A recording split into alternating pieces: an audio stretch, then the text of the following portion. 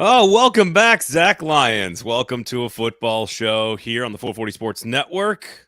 He is Zach Lyons, and I am Braden Gall. We, of course, are brought to you by Sinkers Beverages and the Kingston Group. Please go share the show. Join into the comment section if you'd like to comment. If you'd like to, there we go. Good job, D. Good, right there on cue. He says, good to have you back, Zach. So nobody talks shit about you the way they did about me when you were gone. So I was kind of disappointed in that, but it is what it is. I'm okay with it. I'm comfortable in my own skin. So lots to discuss today on the show, brought to you, of course, by Sinkers Beverages. Sign up for the In Crowd in East Nashville. They will take care of you. Got some cool stuff coming for you guys in the month of September as it pertains to both Sinkers Beverages and their sister location up in Hendersonville, Bluegrass. Two of the best liquor stores in town. So go check them out. Okay. Also, Kingston Group, buildkg.com. You know the deal. Any questions about your house, give them a call. We'll tell you more about those guys coming up in just a second. We will discuss, Zach, I don't know about your friend groups or your group chats or your group threads, like so many different machinations of the Messi conversation in Nashville. Like there's so many different ways to define it and different parameters. And I feel like nobody is defining it. I feel like if you just say the word biggest, then I don't think that does anybody any good in this kind of a conversation. And what I found I don't know about with you and your buddies, but like with me and my friends, it was sort of like, if this is the definition, then here's where it falls. If this is the definition, right, then here's where it falls. If we're talking about this, then it goes here. And so it's just sort of how you decide to define it. And I think you have to kind of do that before you discuss what we saw on Saturday night. I did not, in fact, sell my tickets. I kept my 2 tickets for $33, took the wife, and one of the coolest moments I've ever had as a sports fan in Nashville. I kept checking the ticket prices. I wanted to go so bad, but I wasn't going to pull, for $300 or $400 to go, because that's just for one ticket. And, it's a me and Lauren thing at this point. So it's kind of like the Preds, we can go without each other, the Preds. That's okay, because there's schedule conflicts and stuff. But like on a Saturday, it's us going to the Preds. So on a Saturday or Sunday, it's us going to Nashville SC. And I just couldn't pull the.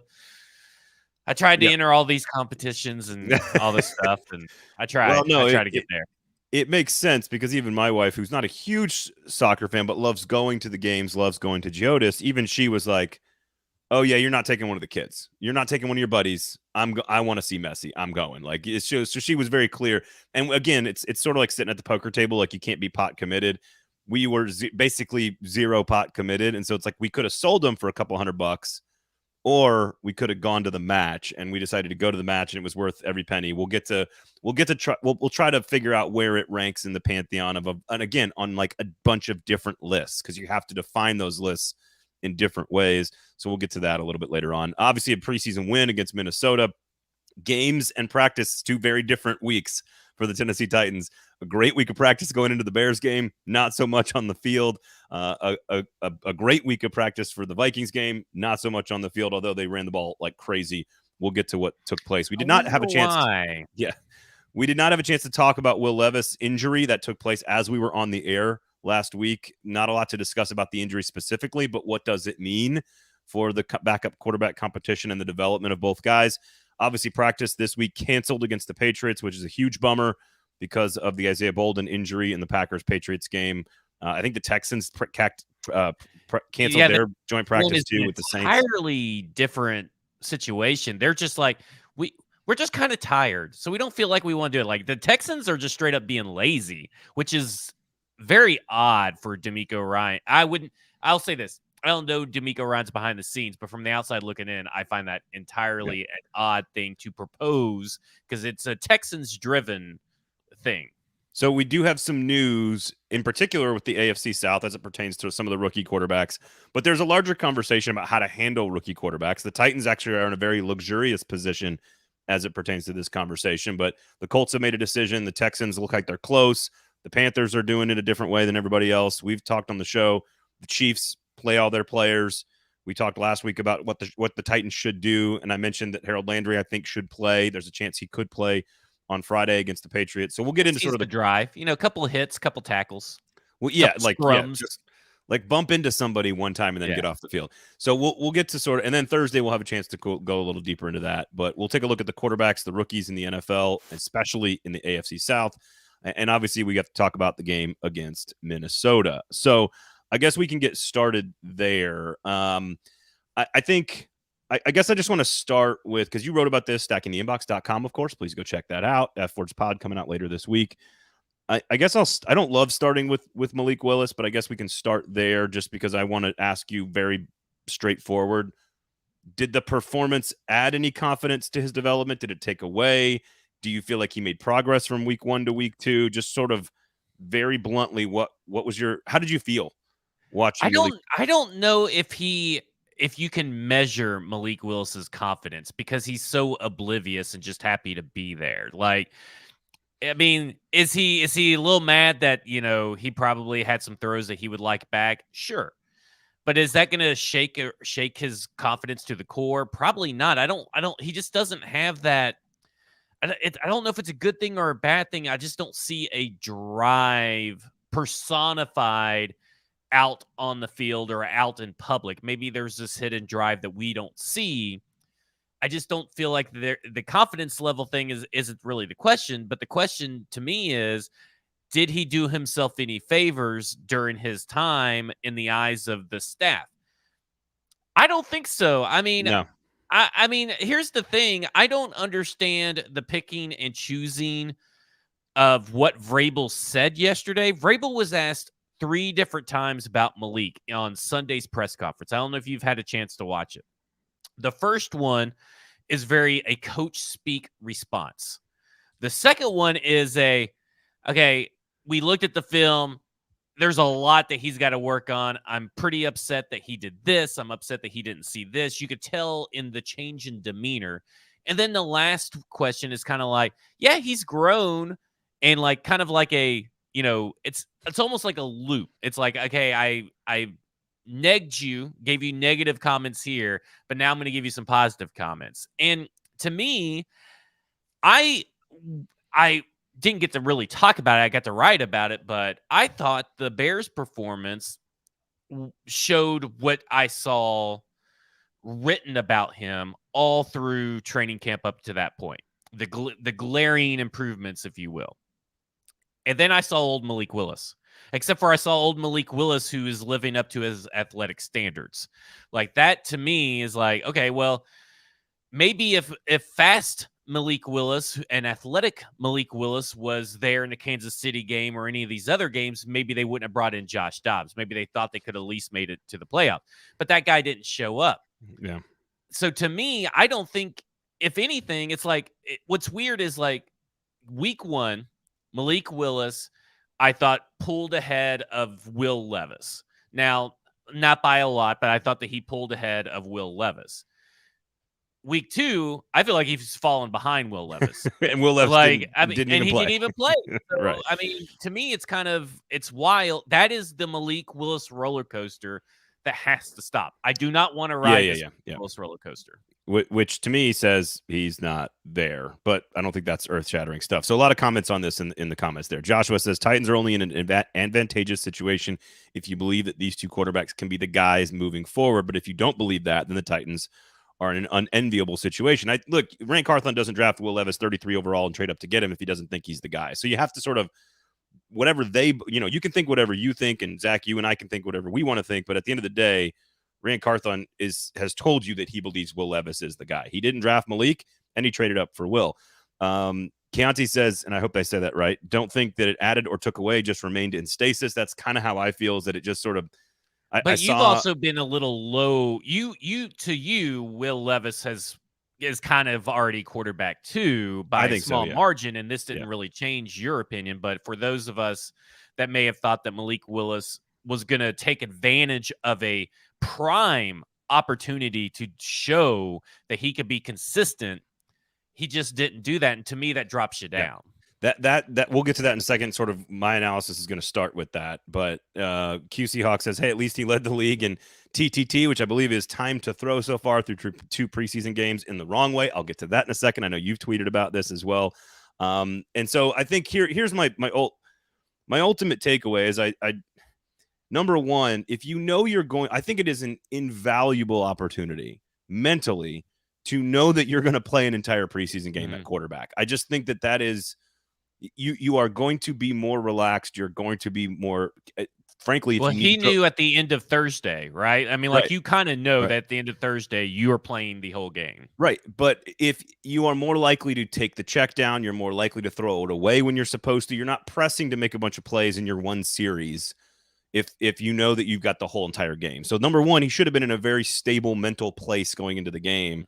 And while there was some nice runs in the second half against like guys that are not going to play in the NFL, and I don't love saying that, but it is the facts, that I still saw all the same little tiny things that keep him from being a starting quarterback in the NFL. And there was one in there that I think Chig should have caught for sure over the middle. There's no question about that. I think the first one, I think Chig should have caught. He should have caught both of them. But the second one was Malik doing what Malik does, and that is making an easy throw more difficult for himself and more difficult for his pass catcher. And that's on for Josh Wiley, by the way, as right, well. Exactly. It was a little high and a little hot and a little outside. Not a terrible throw, but a little bit off. Right. So, like, the throw to NWI was atrocious. Oh, it's so bad. Atrocious throw with a clean pocket. He puts the ball on the ground for the third time in two games with about 50 or 60 dropbacks total, 42 pass attempts. He's completing 61% of his passes. He's thrown an interception in both games. There are moments where he looks like he has learned to take the drop, go through the reads, throw it over the middle. And they're clearly working with him on throwing it over the middle, because what he did at Liberty was go outside the hash a lot and down the field, and they're working on how to read the middle. And he's done a little bit better job of reading it, being a little bit more in timing. But again, he's put the ball on the ground 3 times in 2 games. He's turned the ball over twice.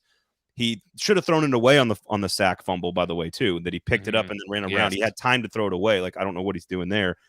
And then every throw that could be great just isn't. It's just a little off. And I don't routine throws, right? Like, that's the thing to me, is that he's not being asked to be Patrick Mahomes in this system where you're doing some crazy, like, last minute gasp for, a play to happen. He's just got to do the basics, and he can't do the basics. Like, to me, they talk about layering throws with Will Levis constantly, right? And getting the right speed, not throwing fastballs. That's the same thing with Malik Willis. If you think about the second Chig drop in quotation marks, it is a drop. That one's on Willis in my mind. Yeah, but. and it's to me, it's like that's a catch a tight end of Chig's caliber should catch, but it's only difficult to catch because it's being thrown 100 miles an hour when it doesn't have to be. If he would have changed his throw speed, layered it in there, it would have landed right where it was supposed to. He has no concept of when to let off the gas and when to keep it on full throttle. And it's maddening to watch. And I see the improvements, right? Sure. And now the people who said, well, Zoli's going to take Malik Willis 1 year. What's it going to take Malik Willis 2 years? Well, what's it going to be next year? I mean, where is his ceiling at this point in your mind if it's taking him to year 3 to get there? My thing is, and I've said it over and over again, and I'm going to say it one more time. Let's say you have a new puppy. He's not housebroken. Keeps shitting in your house twice a day. After a week or so, you have him only shitting your home once daily. That's an improvement. But that puppy is still shitting in your fucking house. Yeah, you gotta put it outside. That is what Malik Willis is doing when he's on the field. Yeah, it's good, but it's still not good enough. And in the context of what this quarterback battle needs to be, the conversation around this quarterback battle needs to be not who is the backup quarterback, who wins the backup quarterback job in 2023. It's who wins the fucking quarterback job right now to set up for 2024 and 2025 and 2026. Right. So I guess that's and it sound I feel sometimes like I'm being hard on him. Yeah. In general, because it's a mind fuck, dude, because you see his talent just dripping, the athleticism, the speed, that run down the right sideline where he gets away and did take his time to go through the route, but then finally breaks it off. And just like by the time he and the guy hit the corner, he's like he's just like extending the gap between he and the guy who's chasing him. You see the arm talent. But again, like taken in its whole in preseason game 2, in year 2, after getting starts in the NFL as a rookie, he's a 61% passer with more touchdowns than interceptions, 6.5 yards per attempt. More interceptions than touchdowns, right? Sorry, what did I say? I meant to say more interceptions. You flipped it, but yeah. Sorry, more interceptions than touchdowns. 3 times he put the ball on the ground, 6 sacks, and 6.5 yards per attempt, which is not particularly great. And better than CJ Stroud. And the slowest throw time in the NFL. There is that sounds like I'm being hard on him, but when you put it all together, I agree with you. This should not be viewed as it's sure if you want to in the short term say who's the best to in a short period of time be a backup quarterback this year for Tannehill, we can have that conversation. I would say Will Levis, but I'll get to that in a second. I agree. I completely agree. Will Levis. And I think I can't remember who asked. Zach asked That's exactly what I was going to say. If Will Levis had the same opportunity to play in a full game, would he have shown more than Willis did? I think the answer is my personal belief is the answer is yes. Maybe I'm wrong, but I think the answer is yes. And it is not about Malik Willis being a starter in the NFL for the Titans next year. It is about Will Levis becoming the starter for the Titans next year in the NFL. And in that sense, we missed a great opportunity to see him get some reps in a preseason game, and that's unfortunate. He also looked pretty limber during warm-up, so I assume he's going to play on Friday. I would hope that he gets some reps on Friday because it looked like he was. At this point, I would prefer him to get all the reps. I don't mind that. I don't mind that. So I want to talk about the offensive line and the receivers and linebackers and the running backs and all this other stuff. But I think, again, go to stackingtheinbox.com and you'll see sort of the lens with which you're supposed to view this battle.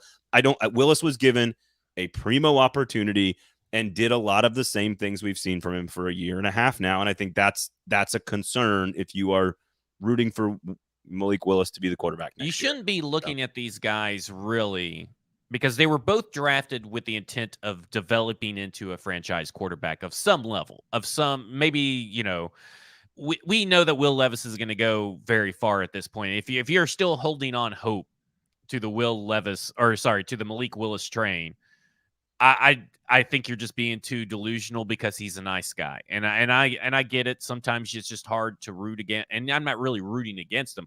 I've said all along, they're in a great spot if one of these guys will just come in and take the job. Right. And Malik Willis cannot do it. There's never been a time when Will Levis is on the field, when he's got the ball in his hands, that I feel like he is the best player on the field. Malik Willis. Sorry. Yeah. You keep they are very similar. To be fair, they're very similar names. Yeah. But Malik Willis has never felt like the best player on the field. And when you're getting into the third and fourth quarter of a preseason game, and Willis is still struggling against third and fourth stringers, he is the guy with his talent that at that point in time in the preseason, in the third and fourth quarter, you need to be the best player on the field despite your surroundings because you were drafted in mind with being a franchise quarterback, and he is not. And I saw Will Levis go down the field in 2-minute drills and 1-minute drills during the Bears and all that kind of stuff. And I was like, man, he's right there. He's just got to learn. That guy's got to learn and get some reps in. And I was so devastated that he couldn't play. I think at this point, if the Titans were to play Will Levis all game on Friday, I'd be perfectly okay with it. And I think you would see a considerably better offense than with Malik Willis at the helm that you saw versus the Vikings. So I want to get into the offensive line here in a second because I kind of came away large. There's a few players that I really liked on Saturday. I went back and rewatched it on Sunday. There's a few players I really liked, but I came away largely negative, and I'll get to a couple more of those points in a second. Not overreacting here, but just a couple of points that I thought were concerning. But let's promote our wonderful and amazing sponsors first. By the way, Sinkers Beverages, of course, in East Nashville. Record. What did I say? Record? No, the reigning best liquor store in Nashville in 2022. Go sign up for the in-crowd. All kinds of really cool opportunities as it pertains to sort of allocations and fancy bourbons and liquors that they're going to throw out there for you guys. And their sister store in Hendersonville, Bluegrass, which is the title sponsor of Football and Other F Words, there's going to be a mini beer fest Saturday, September 2nd at Bluegrass Beverages, 8 to 10 breweries that are going to be available there, almost all local breweries. They're going to provide tastings of all those different types of beers across their whole portfolio, as they say, Zach. Food trucks, TVs to watch college football, all kinds of fun stuff. There's more stuff coming, but they've got a whole month celebrating their 50th anniversary up there in Hendersonville. So you're going to want to be around. I promise you, we got some more stuff planned for you as well. You guys are going to want to be around Saturday, September 2nd. That's the first Saturday of college football coming up in 2 weeks. Going to be a really cool event. So make sure you're out there. Just put it on your calendar if you're up on the north side of town. Going to be a lot of good food, a lot of good beer, and it's for free. So just go on up there and check it out. Kingston Group, buildkg.com is the website. Nashville's locally owned custom home and remodeling firm. You guys know the drill. You know the deal. You know what we tell you to do, which is just call them, have a conversation before you make any big decisions. Doing any renovations, you're going to buy a house, you're going to sell a house. You want to make sure you kind of get their stamp of approval on your plan.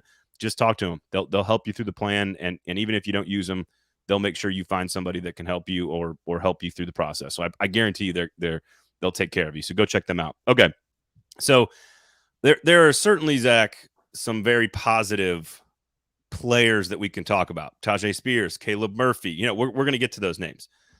But I want to ask about the offensive line, because even on the biggest, best, baddest, awesomest highlight reel play, which is the Tajay Spears 33-yard touchdown where he jumps over a former first-round pick in Lewis Seen, who was on film one of the worst tackling efforts I've seen from a first-round safety in a long time.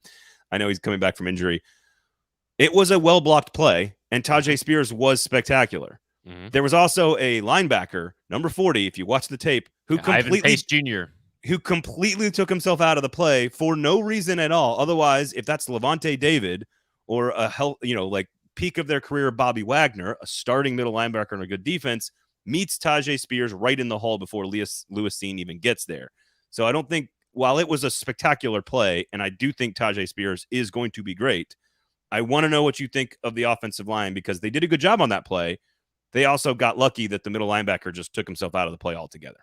I've been perfectly pleased with the offensive line, to be honest with you. And I think as the game goes on, the stats show that the offensive line depth versus the depth of the defenses that they face, they hold up very well. I mean, if you go back to 2022, every sack, quarterback hit, and quarterback pressure from week 1 increased in week 2 in the preseason. So that means as the game goes on, they got worse. And it showed. I mean, I remember last year just being so fed up with the offensive line. And in 2023, as the game goes on, week 1 was not great.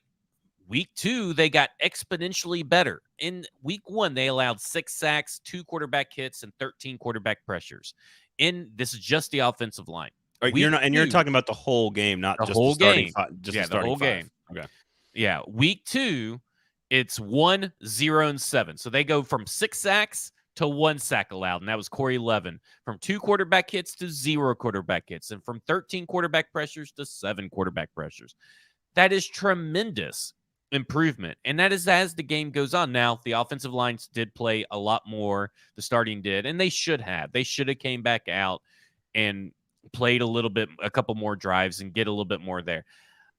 I think the offensive line isn't going to be the issue that everybody has penciled it in to be, but that doesn't mean that they're not going to have their issues, but I don't think it's going to be as bad as people think as the year progresses and goes on, because, I mean, Peter Skoronski looks good. Aaron Brewer looks great and comfortable as a center. Daniel Brunskill's out there throwing blocks around. They got to figure out what to do with the right tackle. I think it's got to be Jamal or Justin? Now, Justin. Yeah, Justin Murray. We got 2 Murrays on the team, and I don't like it. Justin Murray's got to be the right tackle. And not Chris Hubbard? No. Chris Hubbard's just he's not built for it. He's got too short of arms. I think that you put in I think Andre Dillard will be fine. I'm not too concerned with it. I think they've done pretty well throughout this preseason. Even when the backups get in, the Bears game was just a weird mess. The Bears were playing like they thought it was this fucking Super Bowl last week. I was like, man, these guys are really going after the in a preseason game. And listen, the Vikings, there was no Danielle Hunter for them. I mean, most of their starters were out, but Yeah. the stats reflect that, though. The stats reflect that. Yeah, they went 3 and out in their first 2 drives, didn't get a push at all, in my opinion. Skoronski got torched on first down in the first drive. They did a good job on that one play, but if you look at the first 3 drives, which are the 3 drives they played 15 snaps, 13 the week before. So they played about the same amount of time from a snap perspective. I agree with kind of almost everything you're saying. They were going up against a Bears team that is far less talented, and I thought they looked better the week before against Chicago. And they weren't playing against the best Vikings players, and they did not get much push at all in the first 2 drives. Willis didn't do him any favors. They didn't get the big play. That's the thing is like you can only hold up for so long, and Willis is just too scared.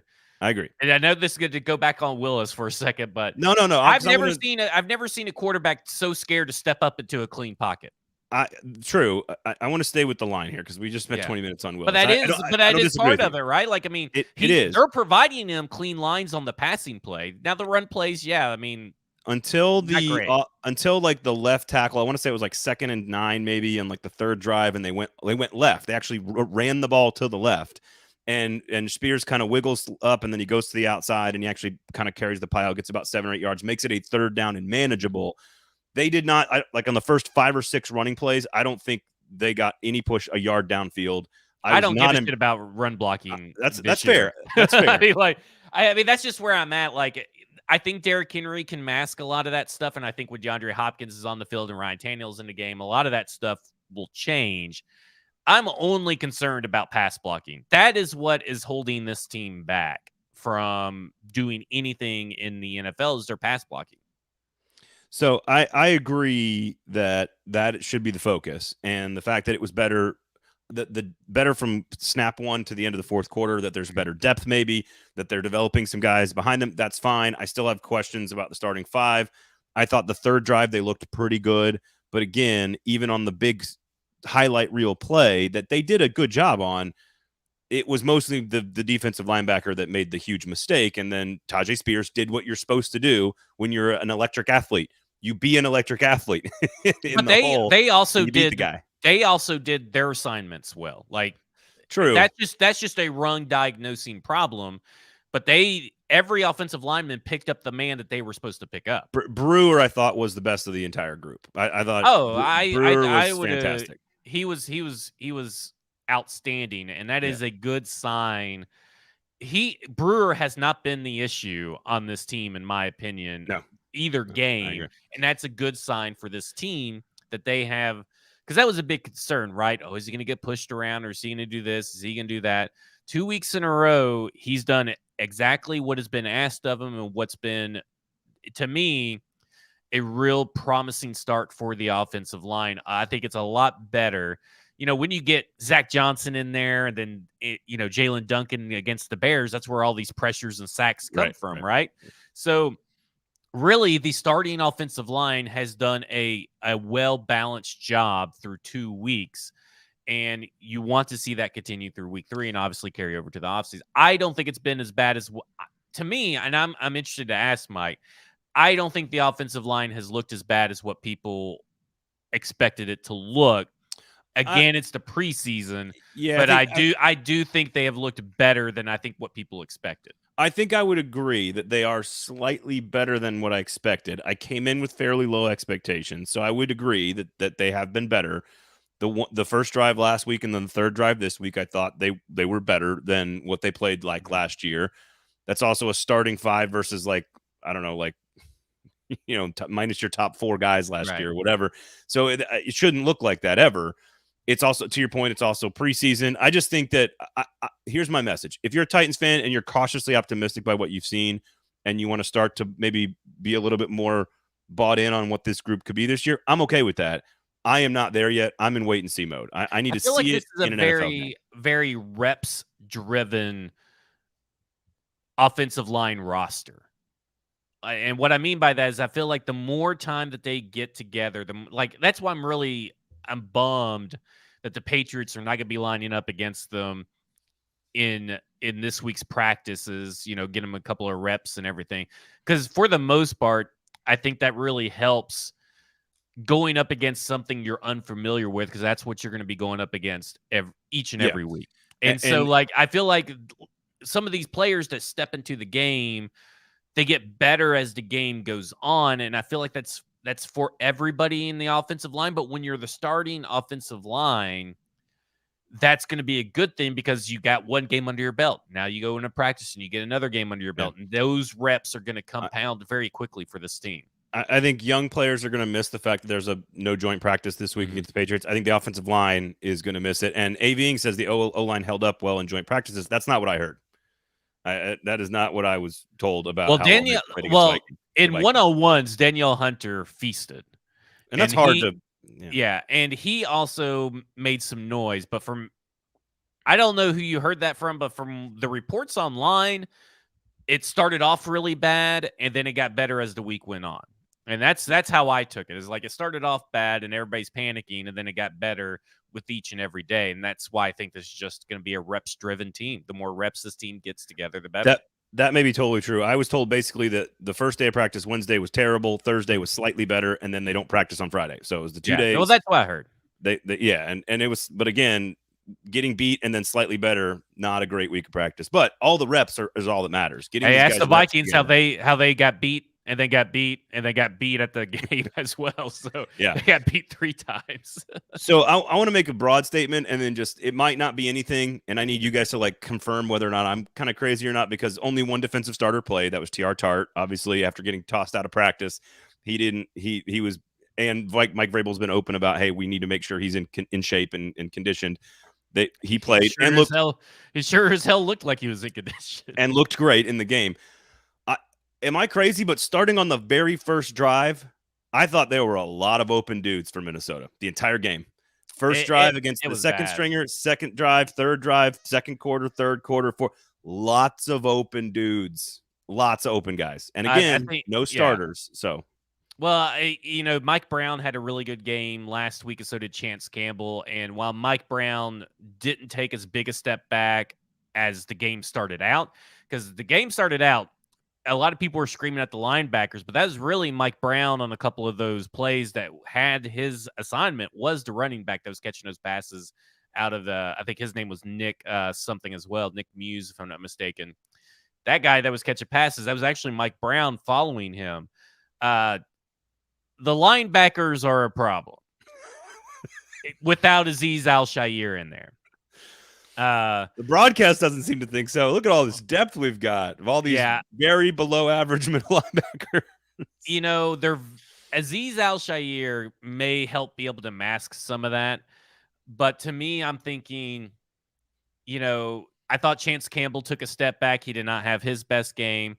I didn't think Jack Gibby had a good game. Mike Brown didn't have a good game. I thought Trey Avery had a pretty okay game. I mean, there were some bright spots, but I thought that the defense overall, if it wasn't for T.R. Tart, I think the Vikings would have blown that ass out of the water.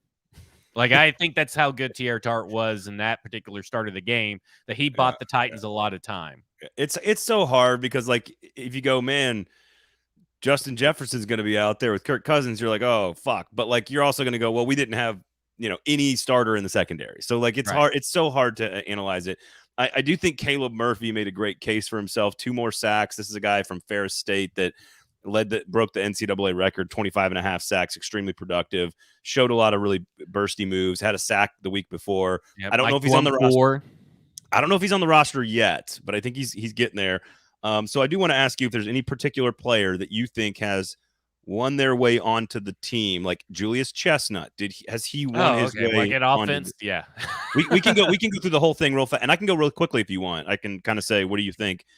Julius Chestnut is for sure making this team, and they're only keeping 3 running backs, and that is Derrick Henry, Tajay Spears, and Julius Chestnut. And I'll give you a little glimpse of what I think is going to be a controversial take. Oh. I think the Titans are keeping 5 tight ends. Okay, so that gets us to Chig, Wesco, and Wiley, I think, are on the team.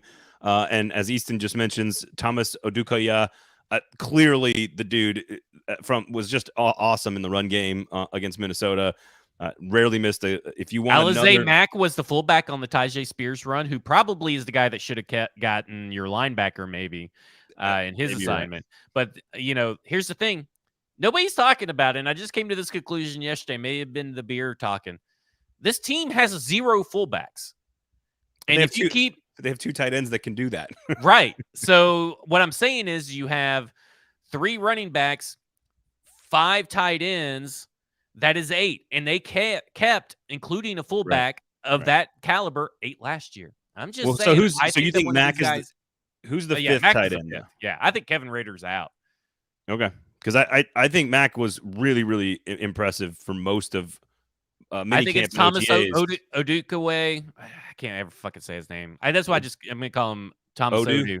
Odu. Thomas Odu and Alize Mack are both going to make this team. Okay. I'm thinking it's 5 tight ends, man. Reggie Roberson. One of them's a fullback. Reggie Roberson.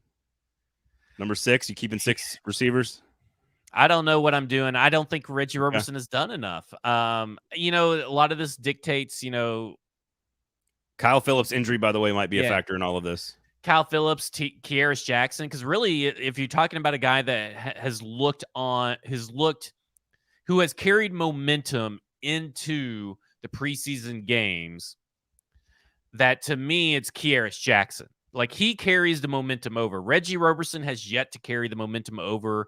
I think that, Racey McMath, he's not good in practice, but maybe he's good in the games, but it's only in preseason that he's ever good, and he can't hardly stay up. So he is a non-factor to me. Odukoya is how you pronounce it, apparently, according to Easton. I appreciate the phonetics. I will never remember it, so that was a wasted data. Odukoya. Odukoya. So I think what's interesting, and you weren't here for Monday's show, but the top 4 snap getters from last week were Colton Dow, Racey McMath, Mason Kinsey, and Reggie Roberson, which we discussed on Monday are the 4 guys for 1 spot in last week's preseason game. Well, now you've got a Phillips and a Burks injury that took place during the week and then during the game. You've got Dow injured as well, didn't play in the game. And so does Kearis Jackson got injured. Kearis Jackson gets injured. So now it's sort of like, I just think it's a little bit more wishy-washy. I still think Roberson's the best player. McMath is the one they want the most. Maybe Dow's in there as well with the size. But Kinsey I can't believe I'm saying this, but if Phillips is a little banged up and I think that's very racist. I think it's racist that people think that because Kyle Phillips is suddenly injured that they're suddenly going to bring in Mason Kinsey. Listen, Mason Kinsey had a better preseason in 2021, okay? And everybody's like, oh, he's the leading receiver. He was the leading receiver in 2021, and guess what? He didn't fucking make the team then. The Tennessee Titans had horrid injury luck in 2021 and 2022, and they did everything they could to avoid calling up Mason Kinsey. They signed guys like C.J. Board, Chris Conley, and Josh Gordon because they did not want Mason Kinsey, and Kyle Phillips missed all of last year. Mason Kinsey's not making this fucking team. Okay. And it's not just you that's saying it. This has driven me mad because it's just because they're both white. That is the only reason that people think this. Get the fuck out of here. You want to accuse other people of that? That's fine. I'm saying that if you don't have Phillips or Burks and Roberson hasn't done, Burks. Why is everybody assuming Burks is not going to play? The word "if" is in the sentence, Zach. So take a deep breath here. Kinsey plays the slot. Why didn't Kinsey ever play last year? Listen, I am not.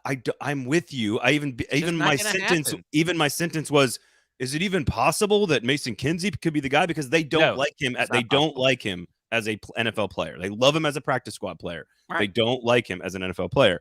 But if Burks is hurt, which he is right now, if this thing lingers longer for Phillips, Roberson hasn't distinguished himself. McMath can't practice well, but he's a decent special teams player. Dowell's injured.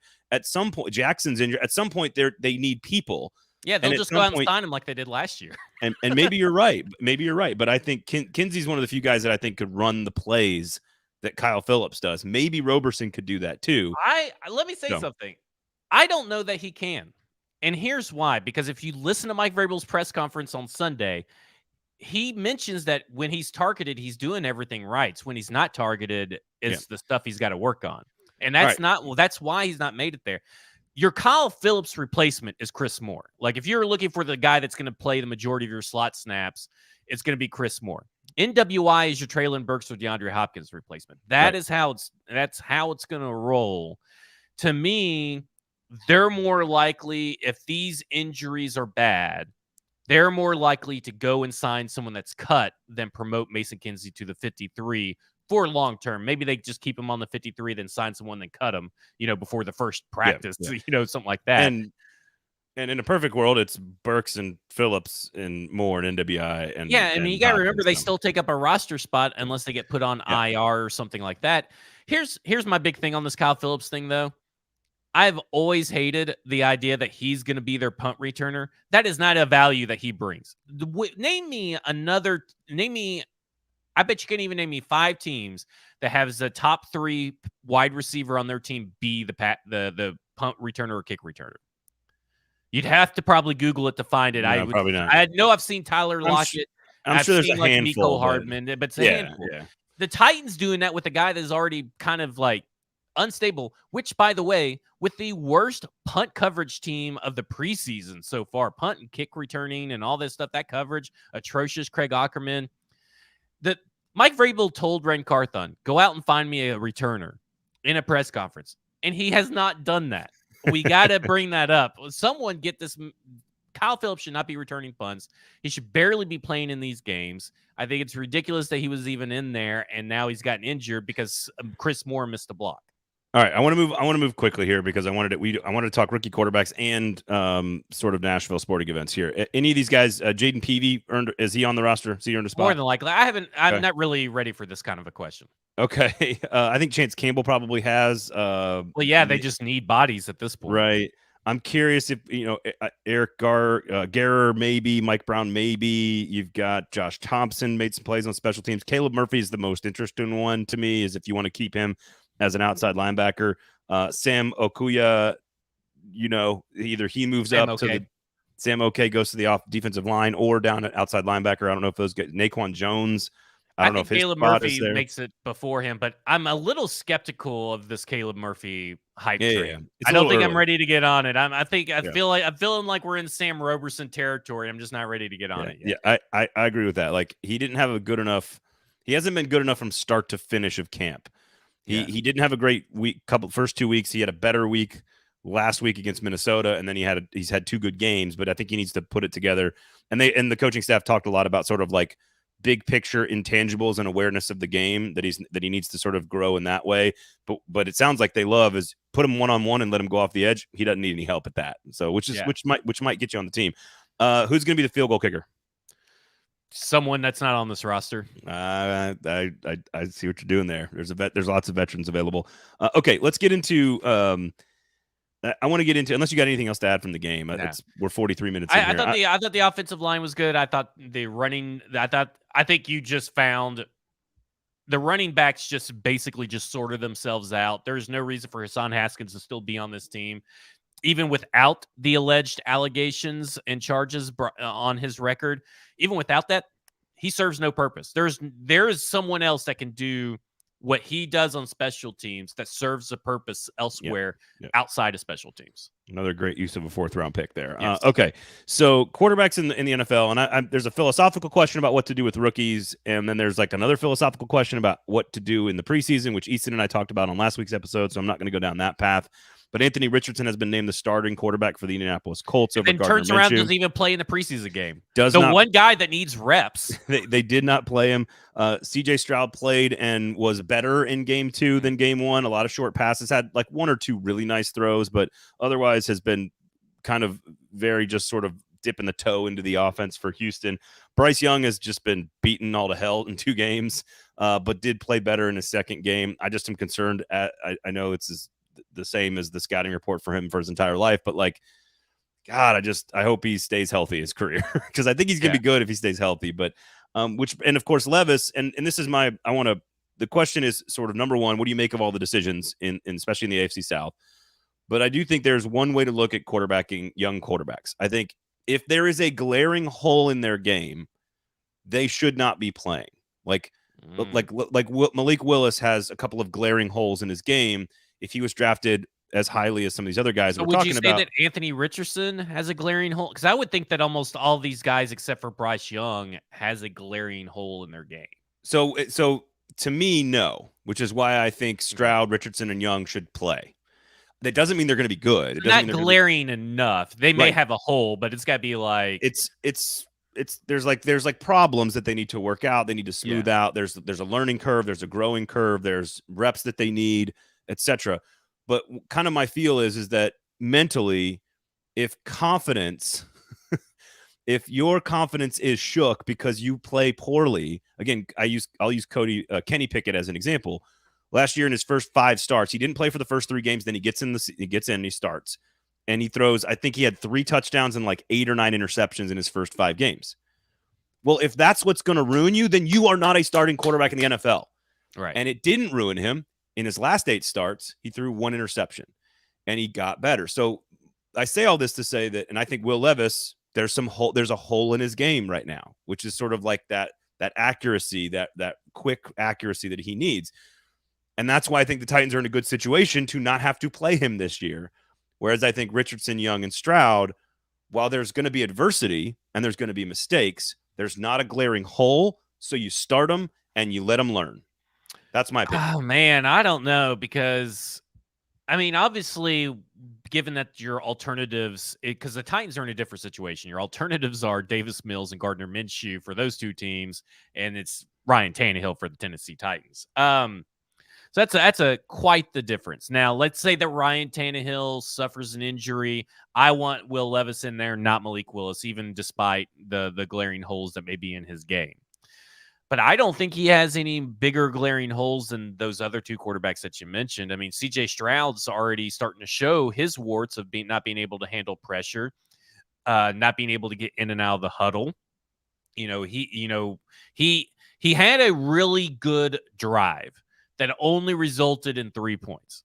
And everybody's going crazy over it. Oh, here's this. Because they don't want to remember the first drive where he gets a delay of game, then goes incomplete. And they started the drive on like the 7-yard line. 1 yard line. Yeah, well, I mean, they play a game on the 1 yard line, which is ridiculous. And then he goes incomplete, and then he ends with a few incompletions as well. 5.0 yards per attempt, and I think he's up now to like 4.7 yards on the whole season per attempt. He doesn't do well under pressure, and that was pretty much his starting offensive line this past week. So we'll see how it goes into the regular season. But they obviously have to come out and build his confidence and get him in a rhythm with short throws, because he's not going to be able to. Right. I think the game moves too fast for him to take advantage of the deep shot. On the flip side, Anthony Richardson, I didn't think looked good enough to go ahead and name the starter. If you want to win games and develop him for a couple of weeks and maybe just keep getting him, I think throwing him in's fine. I don't mind it, but I think it's odd to name him the starter and not give him reps. Yeah, it was weird. I thought that's weird. That's so weird. And now it makes me wonder, are they even going to play him next week? If they don't play him next week, then you're talking about a guy hasn't had any game reps except for a handful, and he doesn't have an extensive college career to lean on like CJ Stroud or Bryce Young. Right. So to me, it's like they're totally kind of mishandling. It's not the mishandling of naming him starter. It's the mishandling of getting him ready to be the starter. Yeah, and I think there's a balance there too. Like if I'm the Panthers, I probably don't play Bryce Young. Like he's already taken enough. Oh yeah, you've put I don't want to. Yeah, I mean, save him for the regular season.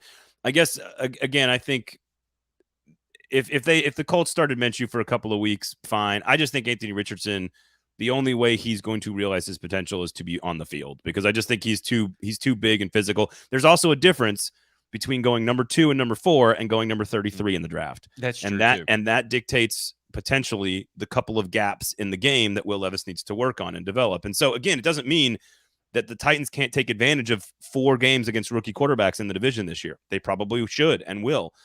Also, not great rosters around those players, but I don't think there's the glaring, like the reason you go number 2 overall and number 4 overall doesn't mean it's the right choice. But the reason you go there in the draft is because people view your game as pretty holistic. It doesn't mean you're going to be great, but like I just believe, and I think this in the SEC level too. The Bama quarterback battle is going on right now. Like if you, your body can be broken by getting put out there too early. See Bryce Young, see David Carr for the Texans, maybe Stroud and Richardson. But I don't think your mental. I don't think you can be broken mentally. Your confidence. I think that's a garbage line. Oh, his confidence is going to be destroyed. Like that's not a thing. It's not a thing. You don't think it's a thing at all because you asked me earlier about the confidence that you opened the show with the confidence about Malik Willis and whether this affected his confidence or not. No, I didn't. I didn't ask about his confidence. Yes, you did. You said confidence twice, and you I asked about your confidence in him. I don't have. You made it sound like it came across a little bit different. You'll have to go back and listen to it. Then it came across a little bit different. Let me be very clear. I don't even remember commenting about it. Malik Willis confidence doesn't same analysis of Malik Willis. Because that's why I went into the thing as like I don't know how it affects his confidence because I don't think he has, because he's so even keel and just happy to be here. I think I was asking about your confidence, but maybe I need to reword that. What I'm saying is if you are a starting quarterback in high-level college football, SEC, or the NFL, your body can be broken by facing adversity early in your career. If your confidence in yourself and your self-motivation to succeed at this level is destroyed because you faced a little adversity early in your career, then you ain't the dude. You ain't right, QB1. But it can you're be not destroyed. A starter. It can be destroyed. I think that your confidence and stuff can be destroyed. Sam Darnold saw ghosts all throughout his entire tenure at the Jets. And to me, what that says CJ is Stroud can do that. To me, that's more about Sam Darnold not being the guy. Right. Sure. But that is a part of why he's not the guy because he let the things break his confidence. So you can get your confidence broken, but the best of the best do not get their confidence broken. Yeah, and I think that's the better way to put it. You ain't QB1, dude. That's my thought. Here, I want to say something about Anthony Richardson. He's the only quarterback that I've seen in a very long time that his completion percentage at 58.3, by the way, under 60% in a preseason game, your quarterback won. That is 58.3. Your adjusted completion percentage in week 1, 58.3. It's the only time I've seen in a very long time that doesn't move at all. Identical. Usually it goes up because someone has, there was a drop pass or something. No, he's just that inaccurate. And I'm kind of glad that the Colts are starting him right now and then not giving him any reps. It is weird. It is interesting. Okay, let's get into Nashville sports here to wrap up the show for a few minutes. And I think, like I saw Teresa Walker tweeting, I was tweeting with her about this. I saw that. That's what made me really start thinking about it. Well, and so I was asked by a bunch of friends, like, who's the greatest athlete to ever come to play professional sport in Nashville? Oh, Lionel Messi. And that's an interesting. Well, Wayne Gretzky played here for one game in 1999. Wayne Gretzky is head and shoulders above everyone else in his sport. So relative to their own sport, Wayne Gretzky is in theory the greatest to have ever played in Nashville. You've got Tom Brady, Peyton Manning, Aaron Rodgers, Patrick Mahomes. I mean, the number of quarterbacks that have come to town in the last 20 years is it's hard to count. Messi's the greatest soccer player. That was Gretzky's last year. It was his right? It was his last year. So is he still the greatest then? I mean, like, yeah, Wayne. The question is, again, this is all about how you define the question. That's what I'm trying to figure out. Because Tom Brady, I would argue, Tom Brady is not nearly as separate from the rest of the quarterbacks in the NFL as Wayne Gretzky is to the NHL. Even Messi, as the greatest soccer player of all time, there's other names that you might have a debate with him about, like whether it's Pele or Ronaldo or whoever. There's like guys you could debate, but most agree it's largely Messi. Then there's the United States level of intrigue and importance and sort of like Brady and LeBron and Jordan being bigger than Wayne Gretzky or Lionel Messi in the United States, but not worldwide, where Messi is the biggest star in the world. Not bigger than Taylor Swift, has more Instagram followers by 200 million. The only reason I think Messi is in the United States and MLS is to get bigger than Jordan worldwide, because you cannot be the biggest athlete in the history of the world if you do not conquer the United States market. The World Cup's coming in 2026. To me, this is all about him building up his legacy to dominate the U.S. market and then try to defend his World Cup on American soil in 2026 and be the largest athlete in the history of the world, which right now would be Jordan, probably. Ever of all time. You think so? Because I think Lionel Messi right now is worldwide more popular than Michael Jordan. I think if Michael Jordan had TikTok, it'd be over. but he didn't. So I think, but you have to take that into account. That's context. That's important. Like Jordan is that popular without any social media at all, which is pretty insanely impressive to be honest with you. So again, how you frame it. Was it the greatest sporting event that's ever happened in this city? Well, I was at Game 6 against Anaheim. Yeah. When the Preds beat the Ducks, that was a bigger moment in the city than Saturday night. A lot of big time playoff games. Music City Miracle is probably at the top of the list. Do you include the NFL draft in this? No, because I saw people try to include the NFL draft as because it is a sporting event. Nah. I mean, technically, it's not an athletic competition. Okay. Well, I mean, I just wondered if you include that because to me, people I think are conflating biggest with the crowd size, and yes. I get it, and I get it because that's what you immediately think of. You immediately think of the size. To me, I think this is one of the best Nashville sporting events I've watched ever, and I think it was very momentous for Nashville Soccer Club's place in the MLS and in the city of the sports in this city. Yeah. Like I think you just have to understand that Giannis came in, Reese Witherspoon's there, Beckham was there. I mean, Reese Witherspoon. I walked right past David Beckham. Yeah, I was about to say they're there among the people. They're not there in their press box, right? They were out in the concourse, and Giannis was doing all this stuff just because Messi was coming into town. My wife and the other couple we went with, the two wives, were like, did we just walk by David Beckham? Yeah. And me and my buddy were like, yes, it's David fucking Beckham. Who cares? I don't know. Like, to me,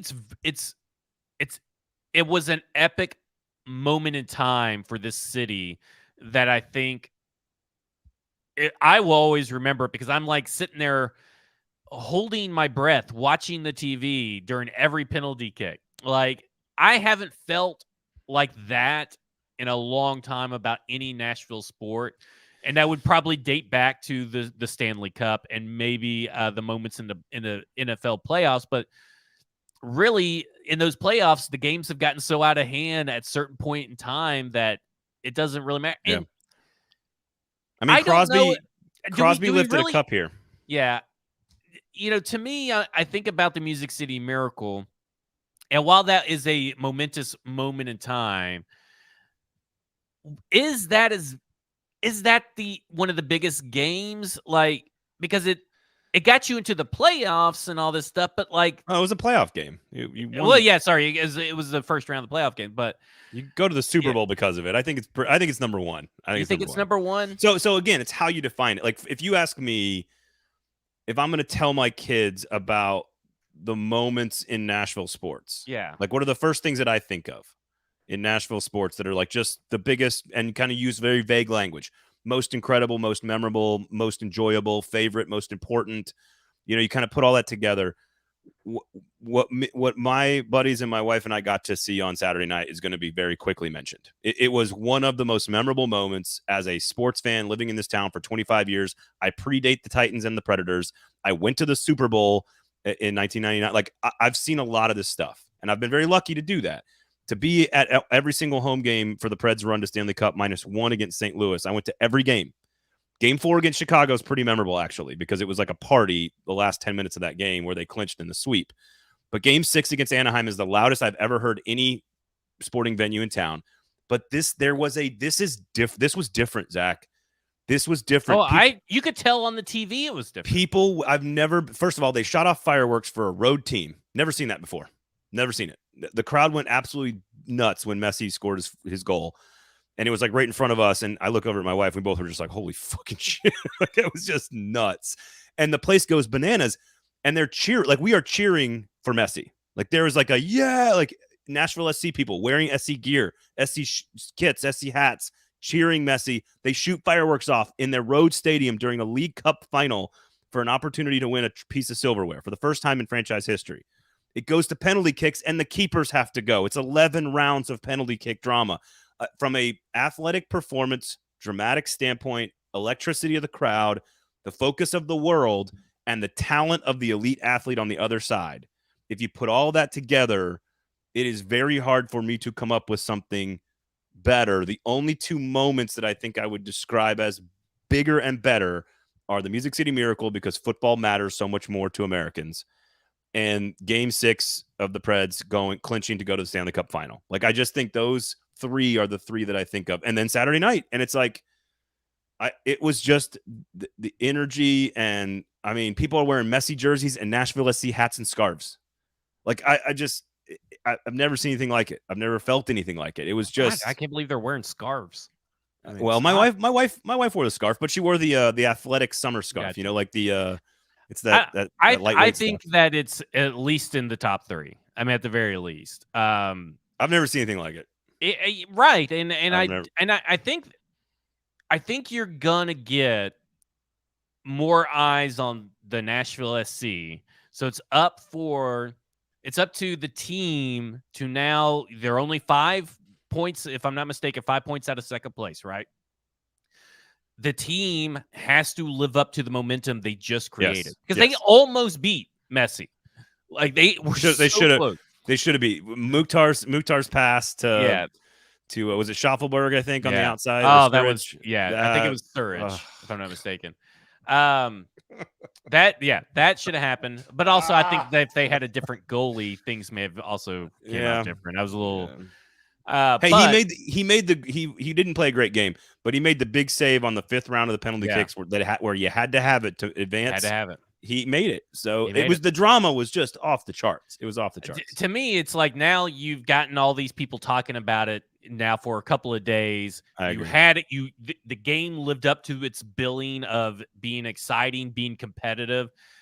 Now you got to get your asses in gear. You got Sam Sturridge. You got to get up there, and you got to go and get into the playoffs and carry this momentum while you got it. You caught lightning in a bottle. Now you got to fucking use it. I mean, like guys like Tim Tebow and Peyton Manning played at Vanderbilt, right? A lot of great SEC quarterbacks came through that are historically, epically great. But like, I can't remember an individual capturing the entire city before the game trying to get tickets, right? And capturing fans on both sides, right? Because like when Tom Brady comes, like, oh, it's just Tom Brady's coming, right? I mean, like, it's nothing special. Nobody's besides Patriot fans, no Titans fans come thinking, oh, I got to see Tom Brady. The only thing I can remember that kind of is comparable is I went to the All-Star game that was at Citi Field for the New York Mets because I'm a big Mets fan, and Matt Harvey was starting. And as it turned out, my brother and I were there, and as it turned out, it was Mariano Rivera's final All-Star game. In his final season, he announced he was retiring, and he comes out at Citi Field, which is a rival stadium, right, to the Yankees, and he comes out to Enter Sandman, and they play the whole thing, and he comes out and like he gets kind of a standing ovation from Mets fans as like a hat tip to like the greatness that he has, right? And that's sort of how it felt. Like that's how it felt, but like. Again, in the city, people at my wife's office are like, "Hey, do you have tickets? Can you get tickets? Are we getting everybody's wanting tickets?" Like nobody. I've never. And if you go, I bet you if you do this too, if you do dollar figure for regular face value ticket to price paid for ticket, because my tickets were $16 a piece, and I could have sold them for about $700. Yeah, I'm willing to bet you that percentage increase in value for any other sporting event is not comparable. So, I agree. None that has been in Nashville, at least. Now, are we bigger soccer fans than the average person? Probably. Are we inflating a Leagues Cup tournament, which is the first year of this tournament? I don't know. Maybe not.